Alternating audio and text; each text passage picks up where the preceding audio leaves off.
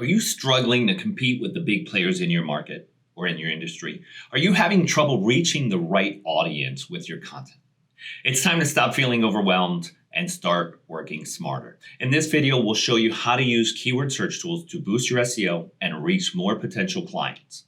Keyword search tools offer a range of benefits that allow you to grow your firm and steal prospective clients from your competitors. Without them, you may publish blogs every week that go absolutely unnoticed and unread. People won't scroll down in their search results far enough to see your post. You're going to be buried somewhere on page 10.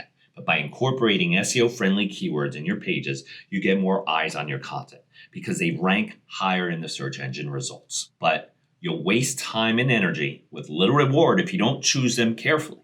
Luckily, a keyword research tool does the heavy lifting for you. Let's do a test. If you type into Google keyword search tool, you'll find tons of companies claiming to have the best tool. The best keyword search tool depends on how much information you want and how much you want to spend on the research. But don't worry. You don't have to dig into your wallet to get people clicking on your content. There are several free keyword search tools available, such as People Also Ask, Answer the Public, Bing Keyword, Research Tool, Keyword.io, SEO Stack Chrome Extension, and many more. These resources offer you the essential tools you need for your research. The best keyword search tool comes down to preference. So you got to use your tool to put together your keyword list, right? That's your base. I got to know how many keywords I need. You can also do competitor analysis on this. You're going to use those keywords to boost your SEO. So your competitors are using keywords in their content. So you have to compete, and you got to analyze what they're doing. And ranking high in the SERPs isn't about working harder. It's about working smarter. So just because a keyword is highly searched doesn't mean you should make it your primary focus.